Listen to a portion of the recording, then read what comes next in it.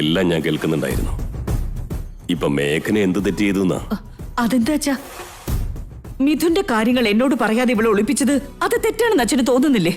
മോളെ അരുണിമേ, മോനോടുള്ള നിന്റെ സ്നേഹാധിക്യം മറ്റാരേക്കാളും നന്നായി മേഘന മനസ്സിലാക്കിയിട്ടുണ്ട്. അവനൊരു അപകടത്തിൽ ചെന്ന് ചാടിയെന്നറിഞ്ഞ നീ പേടിക്കുന്ന കരുതിയിട്ടല്ലേ അവള് പറയാതിരുന്നേ? അങ്ങനെ നോക്കുമ്പോ അവള് ചെയ്തത് നല്ല കാര്യമല്ലേ?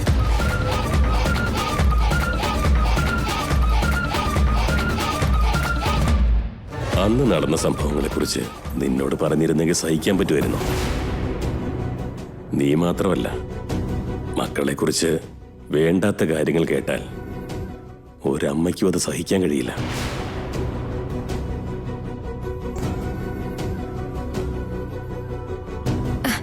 ഇതെന്തൊരു കഷ്ട. പ്ലാൻ റിവേഴ്സ് ആവാണെന്ന് തോന്നുന്നു. നീ ഒന്ന് അടങ്ങി നിൽക്കും മഞ്ജരി. അരുണിമേ, നിന്റെ വാക്കുകൾ മേഘന അനുസരിച്ചില്ലെന്നുള്ളതാണ് നിന്റെ വാശി. നിന്നോട് അവള് സത്യം ഒളിപ്പിച്ചു എന്നുള്ളത് മാത്രമേ നീ ചിന്തിക്കുന്നുള്ളൂ. അവളുടെ ഉള്ളിൽ നന്മയുള്ളതുകൊണ്ട് മാത്രം നീ വേദനിക്കാതിരിക്കാൻ അവളത് ഒളിപ്പിച്ചത്. അതങ്ങനെ ചിന്തിക്കുക. അല്ലാതെ ഇങ്ങനെ കൊച്ചു കൊച്ചു കാര്യങ്ങൾക്ക് ദേഷ്യം കാണിച്ചുകൊണ്ട് നല്ല മനസ്സുകളെ വേദനിപ്പിക്കാൻ ശ്രമിക്കരുത്.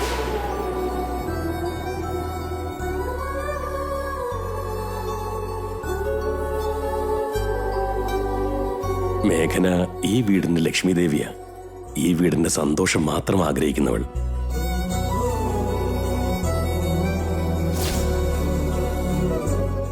ഇന്ന് മദേഷ് ഡേയോടനുബന്ധിച്ച് എന്നെ വിളിച്ചു വരുത്തിയത് നിന്നെ സർപ്രൈസ് ചെയ്യിക്കാനും നീ സന്തോഷിക്കുന്നത് കണ്ട് ആനന്ദിക്കാനും വേണ്ടിയാ.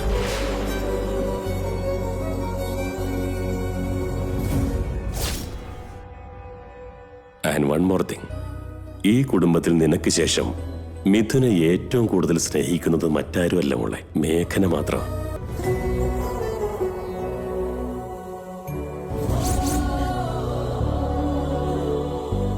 ഇത് എത്രയും പെട്ടെന്ന് മനസ്സിലാക്കിയാൽ അത്രയും നല്ലത്. മാത്രമല്ല, ഇപ്പൊ നമ്മൾ ചിന്തിക്കേണ്ടത് മേഘന പറഞ്ഞത് സത്യമാണോ കള്ളമാണോ എന്നുള്ളതല്ല, മറിച്ച് മിഥുന് മാത്രം എന്തുകൊണ്ടാണ് അവിചാരിതമായ സംഘടനകൾ തുടർച്ചയായി ഉണ്ടാകുന്നു എന്നതിനെ കുറിച്ചാണ്.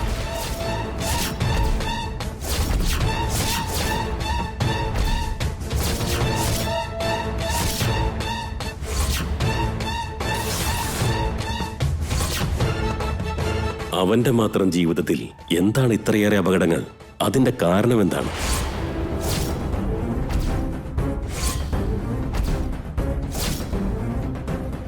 നമ്മളിപ്പോ ഗൗരവമായി ചിന്തിക്കേണ്ടത് ഇതിനെക്കുറിച്ചാണ്. നിങ്ങളെല്ലാവരും എന്തുകൊണ്ട് ഇത് ഇഗ്നോർ ചെയ്യുന്നുവെന്ന് എനിക്ക് മനസ്സിലാവുന്നില്ല. അച്ഛാ, അതെല്ലാം വളരെ നാച്ചുറലായി ഉണ്ടായ കാര്യങ്ങളാ. അതിന്റെ കാര്യങ്ങൾ അന്വേഷിച്ച് പോകാൻ തുടങ്ങിയ നമുക്ക് മുന്നോട്ട് പോകാനാവോ?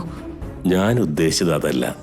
എന്തെങ്കിലും ഒരിക്കൽ എല്ലാവരുടെയും ജീവിതത്തിൽ എന്തെങ്കിലുമൊക്കെ അപകടങ്ങൾ ഉണ്ടായിരുന്നിരിക്കും. പക്ഷേ ഏതു നേരവും ഇങ്ങനെ അപകടങ്ങൾ വേട്ടയാടുന്നത് അത്ര നിസ്സാര കാര്യമാണോ?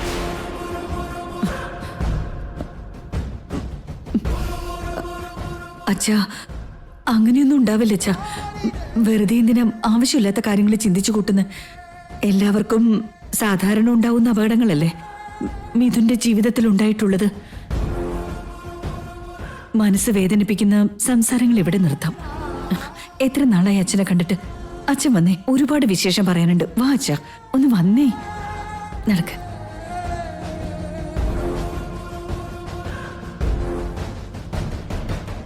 അവന്റെ മാത്രം ജീവിതത്തിൽ എന്താണ് ഇത്രയേറെ അപകടങ്ങൾ? അതിന്റെ കാരണം എന്താണ്?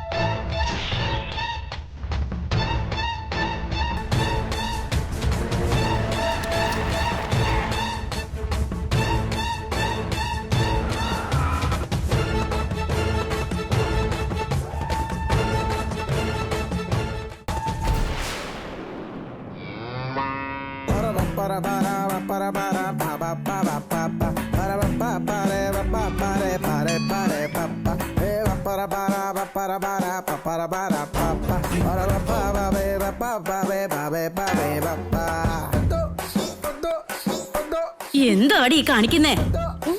ആട് പോലും തോറ്റു പോവല്ലോ. മനുഷ്യര് കഴിക്കും പോലെ കഴിക്കാൻ നോക്കടി. ഇതിപ്പോ മമ്മി തന്നെ കണ്ണു വെക്കാൻ തോന്നുമല്ലോ. ഇങ്ങോട്ട് നോക്കണ്ട. ഞാൻ എന്ത് കണ്ണു വെക്കാനാടി? നീ ആദ്യം ഇതൊന്ന് നോക്കിക്കേ.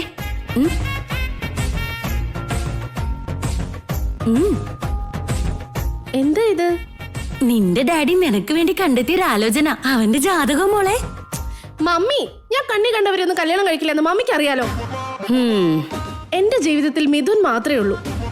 നിന്റെ ഡാഡി കൊണ്ടുവന്ന ആലോചനയിൽ എനിക്കും വലിയ താല്പര്യമൊന്നുമില്ല.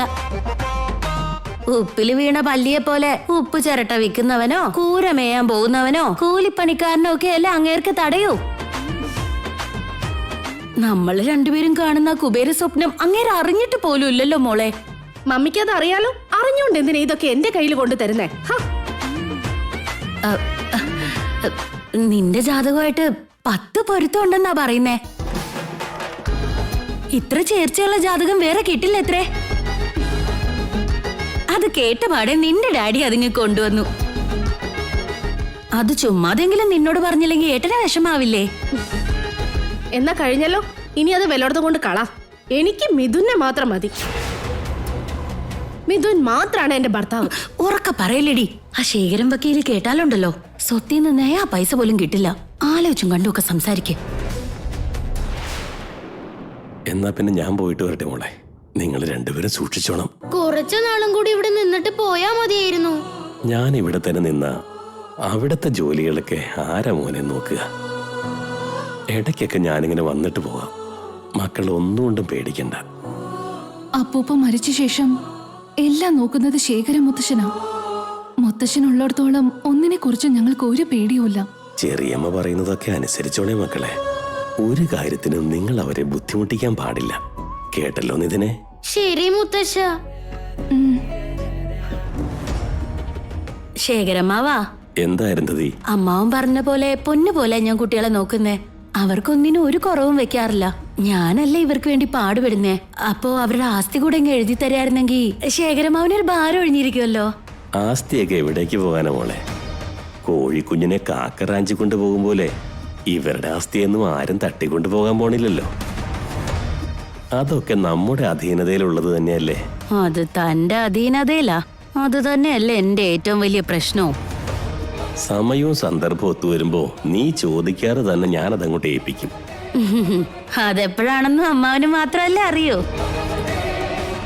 അച്ഛനല്ലേ ഏൽപ്പിച്ചു പോയില്ലേ. ഇനി അമ്മാവൻ പറയുന്നതല്ലേ വേദവാക്ക്.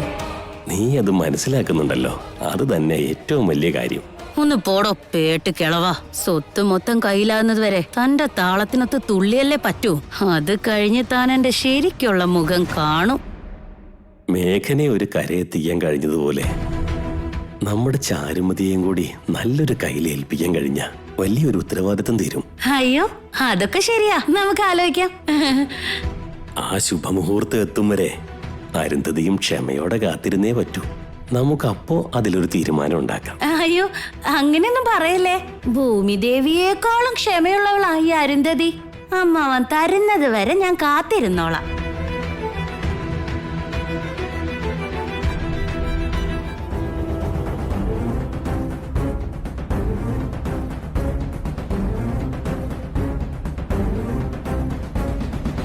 മിഥുന്റെ മാത്രം ജീവിതത്തിൽ എന്തുകൊണ്ടാണ് ഇത്രയേറെ പ്രശ്നങ്ങൾ?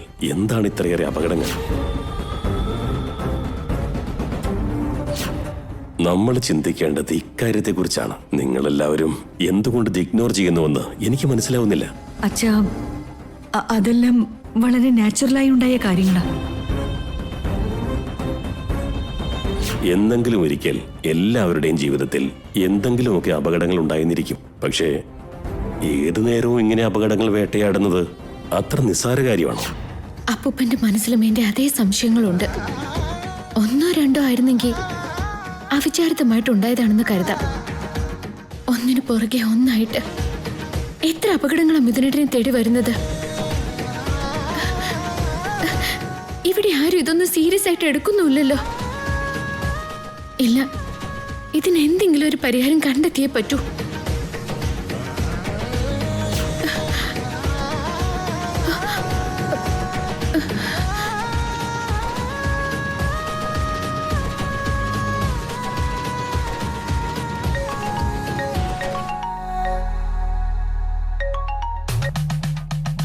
ഹലോ, ഹലോ, ശേഖരൻ മുത്തശ്ശൻ ഇപ്പൊ എവിടെയാ? ഞാൻ നിന്റെ ചെറിയമ്മയുടെ വീട്ടിൽ തന്നെ ഉണ്ട് മോളെ. മോള് കാര്യം പറയാ. മുത്തശ്ശൻ അറിയാത്തതല്ലോ, മിഥുനേട്ടന്റെ ജാതകത്തില് എന്തൊക്കെയോ ദോഷങ്ങളുണ്ടെന്ന് എന്റെ മനസ്സ് പറയുന്നു. അതിപ്പോ നിനക്കെന്താ അങ്ങനെ തോന്നാൻ? കാര്യമുണ്ട് മുത്തശ്ശ. ഇതുവരെ ഒന്നിനു പിറകെ ഒന്നായിട്ട് എത്ര അപകടങ്ങളാ മിഥുനേട്ടൻ ഉണ്ടായത്. ഏട്ടന്റെ ജാതകം ഒന്ന് നോക്കിച്ചാലോ എന്ന് തോന്നുക. മുത്തശ്ശൻ എന്ത് പറയുന്നു? എന്നാ മോള് മിഥുന്റെ ജാതകം എടുത്തുകൊണ്ട് എത്രയും പെട്ടെന്ന് ഇങ്ങോട്ട് വാ. എനിക്ക് പരിചയമുള്ള നല്ലൊരു ജ്യോത്സ്യർ ഇവിടെ തന്നെയുണ്ട്. അയാളുള്ള കാര്യം ഉള്ളതുപോലെ തുറന്നു പറയും. ജ്യോതിഷശാസ്ത്രം അരച്ചു കലക്കി കുടിച്ച വ്യക്തിയാ. എന്നാ അങ്ങനെ തന്നെ ആവട്ടെ. മുത്തശ്ശ, അതിനിടയ്ക്കൊരു പ്രശ്നമുണ്ടല്ലോ. എന്ത് പ്രശ്നം മോളെ? ജാതകത്തിന്റെ കാര്യത്തെക്കുറിച്ച് ഇവിടെ ആർക്കും സംസാരിക്കുന്നത് പോലും ഇഷ്ടമല്ല. അതുകൊണ്ട് ആരും അറിയാതെ വേണം ഞാൻ അങ്ങോട്ട് വരാൻ. അതെങ്ങനെയാന്നാ ഞാനിപ്പോ ആലോചിക്കുന്നത്. മോളെ മേഘനെ, നീ ഒരു ചീത്ത കാര്യം ചെയ്യുമ്പോൾ മാത്രമാണ് പേടിക്കേണ്ടത്. ഇതൊരു നല്ല കാര്യത്തിന് വേണ്ടിയല്ലേ. നിന്റെ ഭർത്താവിന്റെ ഭാവി സുരക്ഷിതമാക്കണമെന്ന് മാത്രമേ നീ ആഗ്രഹിച്ചിട്ടുള്ളൂ. അതുകൊണ്ട് പറയാതെ വന്നാലും അത് അനുസരണക്കേടോ ചതിയോ ഒന്നും ആവില്ല. മോള് മിഥുന്റെ ജാതകം എടുത്തുകൊണ്ട് പെട്ടെന്ന് ഇങ്ങോട്ടേക്ക് വരാൻ നോക്ക്. ശരി, ഞാൻ വേഗം വരാം. ഇന്നിനി എന്ത് വന്നാലും മിഥുനേട്ടന്റെ ജാതകം ഒന്ന് കാണിച്ചിട്ടേ ഉള്ളൂ. മിഥുനേട്ടന്റെ ജീവിതത്തിൽ മാത്രം ഇത്രയേറെ അഗ്നിപരീക്ഷകൾ എന്തുകൊണ്ടാണെന്ന് എനിക്ക് അറിയണം. അപകടങ്ങൾ ഒഴിഞ്ഞ് നേരമില്ല ഏട്ടന്. ഇതിന്റെ കാരണം എന്താണെന്നറിയണമെങ്കിൽ മിഥുനേട്ടന്റെ ജാതകത്തിൽ എന്താ എഴുതിയിരിക്കുന്നതെന്ന് ആദ്യം മനസ്സിലാക്കണം.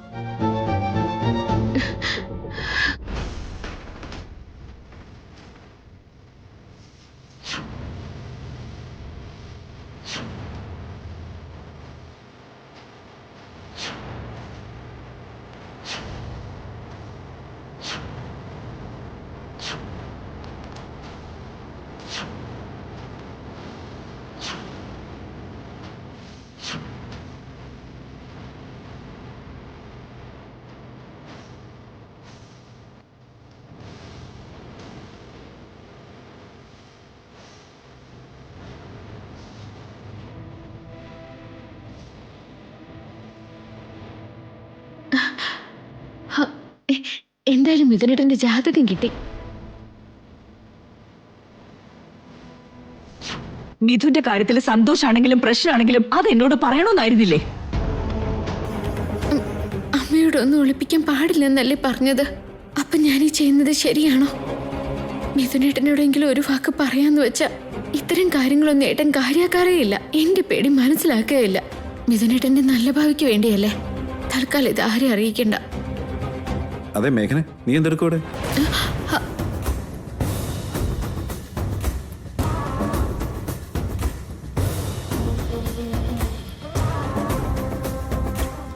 ഒന്നുമില്ല മിഥുനേട്ടാ.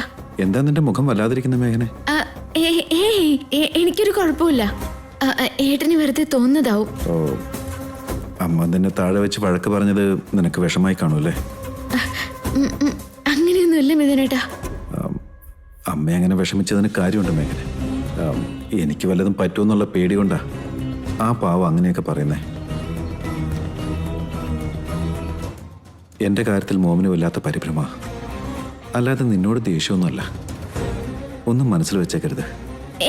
ഇല്ല ഏട്ടാ. അമ്മ എന്ത് പറഞ്ഞാലും ഞാൻ ഒരിക്കലും അത് കാര്യാക്കാറില്ല. എന്റെ സ്വന്തം അമ്മയാണെങ്കിൽ ഞാൻ കേട്ട് നിൽക്കേണ്ടവളല്ലേ. ഈ അമ്മയെയും ഞാൻ എന്റെ സ്വന്തം അമ്മയുടെ സ്ഥാനത്ത് തന്നെയാണ് മിഥുനേട്ടാ കാണുന്നത്. ഏട്ടൻ വെറുതെ അതോർത്ത് വിഷമിച്ച് നടക്കണ്ട.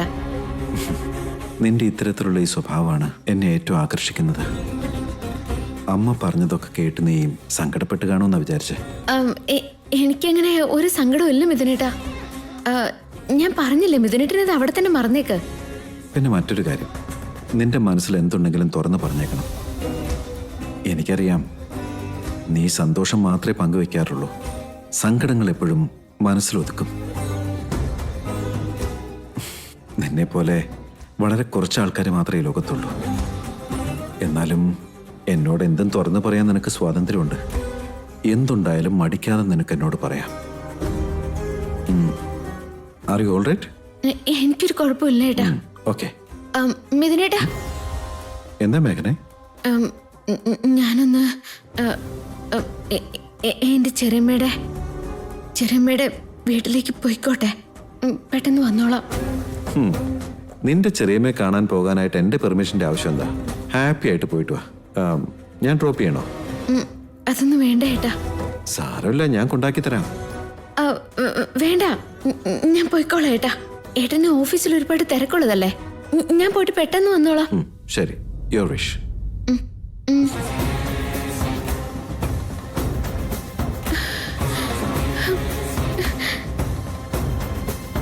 ക്ഷമിക്കും മിഥുനേട്ട, ഏട്ടന് ഇത് തൽക്കാലം അറിയരുത്. അമ്മയും മിഥുനേട്ടനും അറിയാതെ വേണം എനിക്ക് ഈ ജാതകം ജോത്സ്യരെ കാണിക്കാൻ.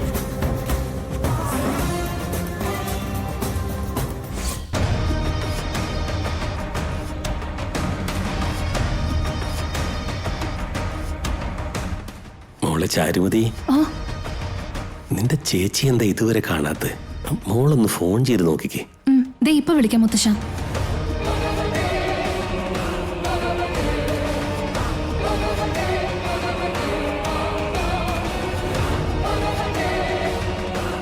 ചേച്ചിയുടെ ഫോൺ എന്താ കിട്ടാത്തത്? ലാൻഡ് ലൈനിൽ വിളിച്ചു നോക്കട്ടെ.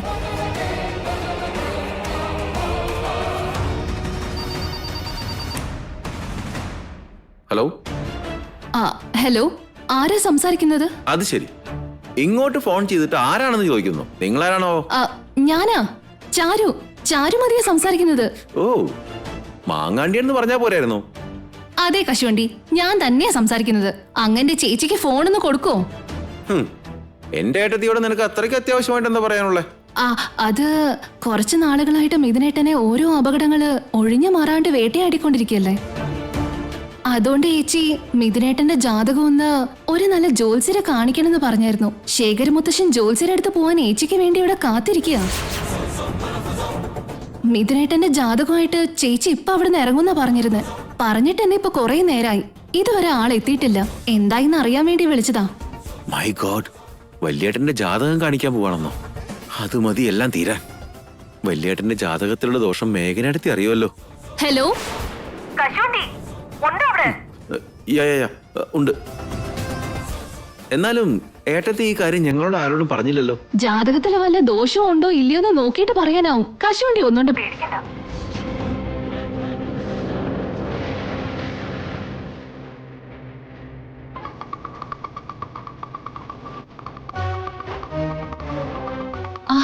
ശരി കശുവണ്ടി, ഇനി സാറിന്റെ സഹായം തൽക്കാലം എനിക്ക് വേണ്ട.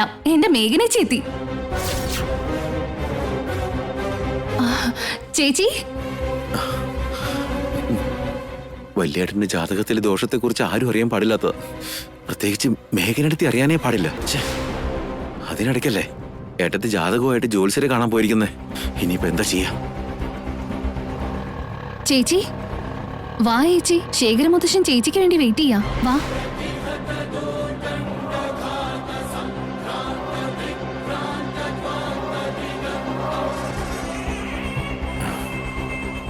എന്നും സൗഭാഗ്യവതിയായിരിക്കട്ടെ മോളെ മേഘനെ.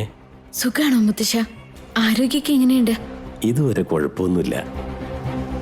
ആ മഹാദേവന്റെ കൃപ കൊണ്ട് എല്ലാം ഭംഗിയായി പോണു. എന്ത് ഭംഗിയാണാവോ. ആഞ്ഞൊന്ന് വലിച്ച ശ്വാസം നിലക്കുന്ന അവസ്ഥയൊക്കെ ഇളവന്. ആസ്തി എനിക്ക് എഴുതി തരും മുമ്പ് ആള് കാഞ്ഞു പോകുന്ന എന്റെ പേടി. മേഘന മോളെ, നീ മോന്റെ ജാതകം കൊണ്ടുവന്നിട്ടുണ്ടല്ലോ. ഏട്ടന്റെ ജാതകം ഞാൻ ഒരു വിധത്തിൽ അവിടെ നിന്ന് എടുത്തു. എന്റെ ജാതകം ഇവിടെ തന്നെ ഉണ്ടല്ലോ മുത്തശ്ശ. ചാരു, നീ പോയിട്ട് എന്റെ ജാതകം എടുത്തിട്ട് വന്നേ.